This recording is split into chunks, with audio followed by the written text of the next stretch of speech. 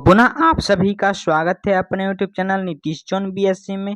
जैसा कि आप सभी को पिछले लेक्चर्स में हमने पहले अध्याय को कंप्लीट कर दिए थे सारे सब्जेक्टिव और ऑब्जेक्टिव प्रश्न को।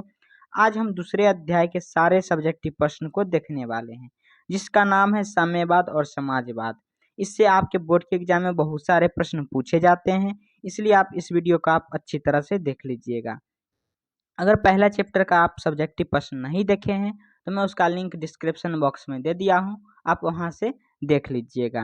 तो बिना समय गवाए चलिए चलते हैं और जानते हैं आज के वीडियो में सारे सब्जेक्टिव प्रश्न को, जिसमें पहला प्रश्न कहता है खूनी रविवार से आप क्या समझते हैं। प्रश्न आपके बोर्ड के एग्जाम में काफी बार पूछे गए प्रश्न हैं और हमने इस वीडियो में जितने भी प्रश्न लिए हैं आपके इस चैप्टर से सारे VVI पूछे गए PYQ प्रश्न है, आपके प्रीवियस ईयर के प्रश्न लिए गए हैं।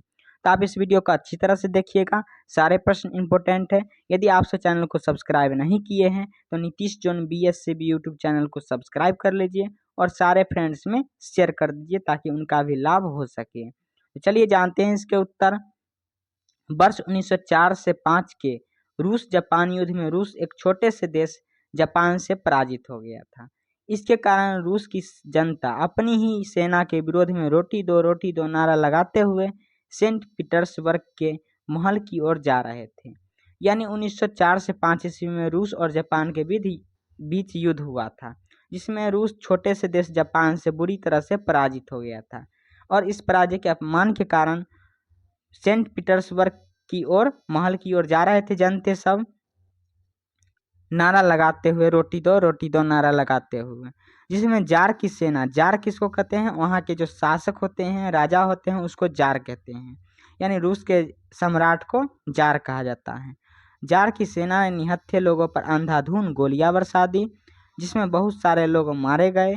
उस दिन रविवार था, इसलिए इस घटना को खूनी रविवार या लाल रविवार के नाम से जाना जाता है। यानी जिस दिन यह घटना हुई थी उस दिन कौन सा दिन था, रविवार का दिन था, इसलिए इस घटना को हम खूनी रविवार या लाल रविवार के नाम से जाना जाता है। यह घटना 9 जनवरी 1905 या नए कैलेंडर के अनुसार 22 जनवरी 1905 को हुई थी। तो इस प्रश्न को आप अच्छी तरह से ऐसे याद कर लीजिएगा और इससे आपको बोर्ड के एग्जाम में अच्छे मार्क्स मिलेंगे। अब चलते हैं दूसरे प्रश्न की ओर। दूसरा प्रश्न कहता है रूस की क्रांति के 2 कारणों का वर्णन करें। देखते हैं इसके उत्तर। यह भी प्रश्न आपके बोर्ड के एग्जाम में काफी बार पूछे गए प्रश्न हैं। इसका उत्तर है रूसी क्रांति के 2 कारण निम्नलिखित थे। पहला कारण था निरंकुश एवं अत्याचारी शासन व्यवस्था का होना।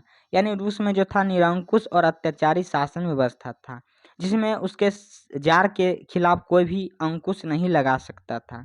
दूसरा, किसानों और मजदूरों की दयनीय स्थिति का होना। यानी किसान और मजदूरों के बीच जो थी वह दयनीय स्थिति बनी रहती थी। यानी उसको काम करना अधिक पड़ता था और उसकी जो वेतन है वह काफ़ी कम दी जा रही थी और कम रुपये के बदले उनको काफ़ी अधिक काम करना पड़ता था। तो ये 2 कारण बहुत ही महत्वपूर्ण है, आप इसको अच्छी तरह से याद रख लीजिएगा। अब चलते हैं तीसरे प्रश्न की ओर। तीसरा प्रश्न कहता है पूंजीवाद क्या है। पूंजीवाद क्या है, तो यह भी प्रश्न आपके बोर्ड के एग्जाम में काफ़ी बार पूछे गए हैं। देखते हैं इसके उत्तर।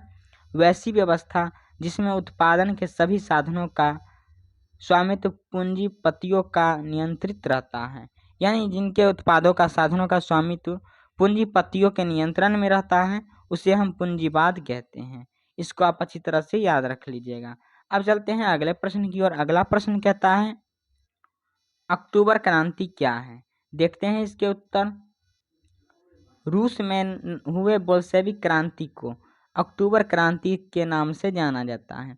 यानी रूस में जो एक बोल्शेविक क्रांति हुआ था उसको हम अक्टूबर की क्रांति के नाम से जाना जाता है। यह क्रांति 1917 में हुई थी। यानी बोल्शेविक जो क्रांति है वह कब हुई थी, तो 1917 में हुई थी, जिसको हम अक्टूबर क्रांति के नाम से भी जानते हैं।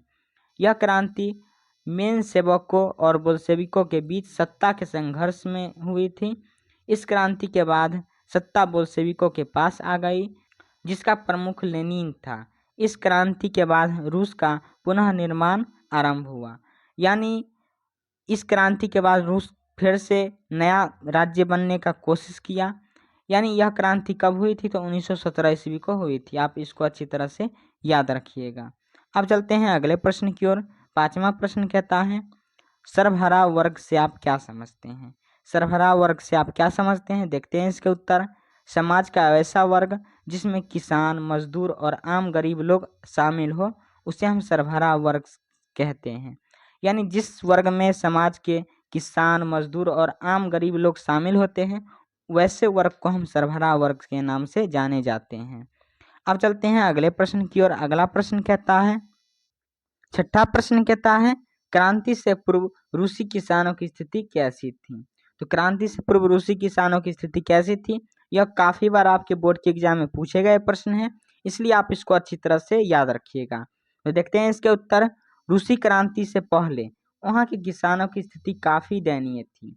यानी क्रांति से पहले वहाँ के किसानों की स्थिति काफी दयनीय थी, यानी उनके बीच कर का काफी बोझ था, लेकिन उनकी आमदनी काफी कम थी।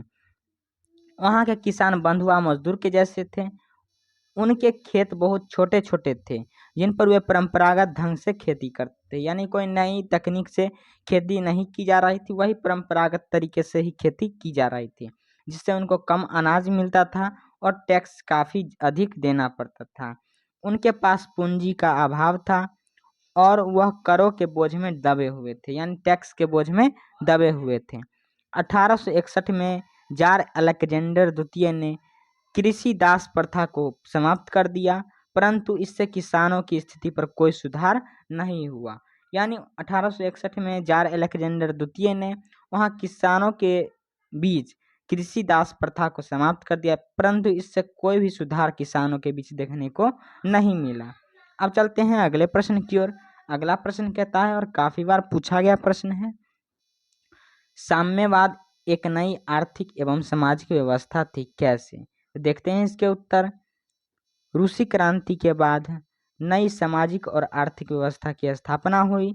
इस व्यवस्था में सामाजिक और विषमताओं को समाप्त कर दिया गया। वर्ग विहीन समाज का निर्माण कर पूंजीवाद और जमींदार वर्ग का उन्मूलन कर दिया गया।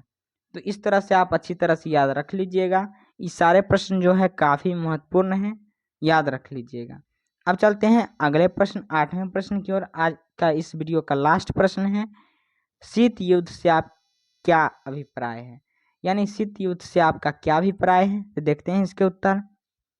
वैसा युद्ध जिसमें दो देशों के बीच तनाव का वातावरण रहता है, जबकि वास्तव में युद्ध नहीं होता है, उसे शीत युद्ध कहते हैं। यानी दो देशों के बीच जब तनाव रहता है लेकिन वास्तव में युद्ध नहीं होता है, तो उसको हम शीत युद्ध के नाम से जानते हैं। जैसे भारत और चीन के बीच रोज तनाव रहता है बना हुआ, लेकिन अभी तक युद्ध नहीं हुआ है फिलहाल वर्तमान में, तो ऐसे युद्ध को हम शीत युद्ध कहते हैं। इसमें एक देश दूसरे देश को नीचा दिखाने की कोशिश में लगे रहते हैं। यानी यह जो युद्ध होता है वह एक दूसरे को नीचा दिखाने के लिए होता है। तो ये थे इतने सारे प्रश्न जो कि आपको इस चैप्टर के थे। यदि आपको वीडियो अच्छा लगता है तो चैनल को सब्सक्राइब करके वीडियो को लाइक कर दीजिए और कमेंट करके बतलाइए कि वीडियो आपको कैसा लगा। तो मिलते हैं नए वीडियो के साथ अगले क्लास में। तो धन्यवाद।